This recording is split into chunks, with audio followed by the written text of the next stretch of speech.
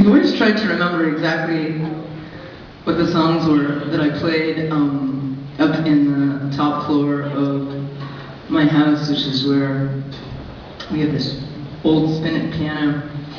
And I had just written, the night that I met Brian, and I had just written Girl Anachronism and Half Jack within the year or so before that. And I played, do you remember what else I played? I think I played Slide and...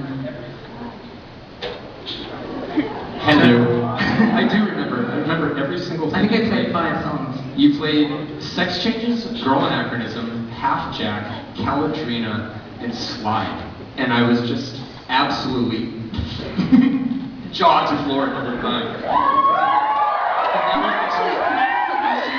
There are people. Is there anyone in this room who was at that party? Live. Maybe a couple. If not, there's definitely a lot of old friends. Yeah, Noah, Gita, my housemates over there. There's some homies up there. Steven and and Katrina were there. I wasn't there. You weren't there. You're boinking a guy who was there. We're there by association, by boinkiation. Anyway, that was the night that started it all. And the first night that we played together was such a crazy union too. You should tell that story. It's kind of a beautiful story. I was so excited to get together that I got everything ready ahead of time. I made this vegetarian goulash dish in a Tupperware thing separated in different cups, so there was no mixing. And I got the favorite smokes and the favorite beer, and I was sitting there twiddling my thumbs at the drum kit, watching the minutes roll by, going, she forgot, she fucking forgot, she forgot about fucking practice. And so, in the days before cell phones, years ago, I was there with my Lee skateboard, and I jumped on the red line, flew down to Park Street, which then flew me down to the Heinz Convention Center, at which point I jumped on my skateboard and hustled down the street, around to Northampton Street, where I see headlights in front of Amanda's house. It's the blue Volvo. She's getting out of the car, coming from some place with E. Stephen Frederick. And I was like, Who's up there? we had practice tonight. Oh! That's right. Steve, I've got to go. But I've got my things ready upstairs. Just give me 5 minutes and we'll head right down. And by golly, that's just what we did. And when we got to the space, everything was lit. It was Christmas lights, because that's what you do when you're in college age. And there was the PA all set to go, and Amanda plugged in, and we sort of went, well, and I said, just play me whatever you've been working on. Your first band rehearsal or jam session is a lot like a first date. What's really awkward. What do you play? And she went, da-da-dun-dun, da-da-dun-dun, da-da-dun. Kind of got this thing going, and I was like, all right, start doing this. And you stopped after 30 seconds and looked up and you went, it's like the squirrel. The eyeball thing.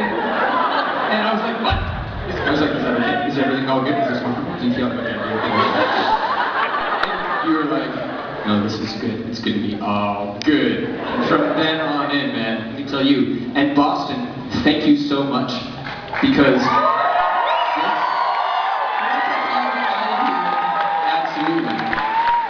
And it was very exciting being loved, confusing, and offending everybody here in some form or another at some point. Every bar band in Boston hated us.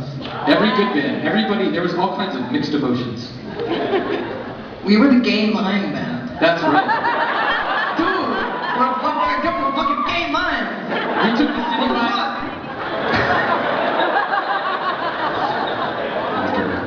Anyway, yes. Music's fucking good though. And coming back here is definitely an exciting thing, going around every single corner. I also really, at this point, too, want to say, we'd like to dedicate this song, this set, to Billy Ruane, who's a huge person. Billy Ruane was a monster, wild man, beautiful, generous soul, here for years on the Boston music scene. He was also the first person that Amanda gave her demo to.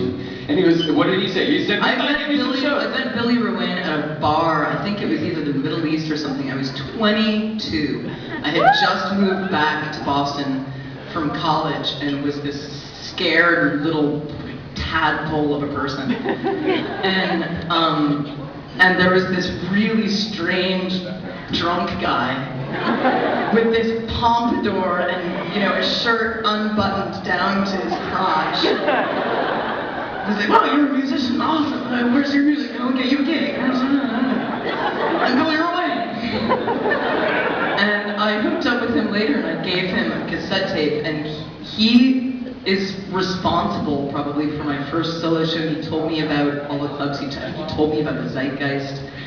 And if you don't know him, and I know a lot of you don't know what the fuck we're talking about, Billy Ruane was just this mainstay of eccentric beauty in the Boston music scene, and he died about a week ago or so. And he was too young, and he was just this beautiful, beautiful, crazy, wonderful person, and we were going to miss him, and he's going to be missing from Boston. So all of you out there who are considering careers as crazy, fucked up, eccentric music scenesters, go!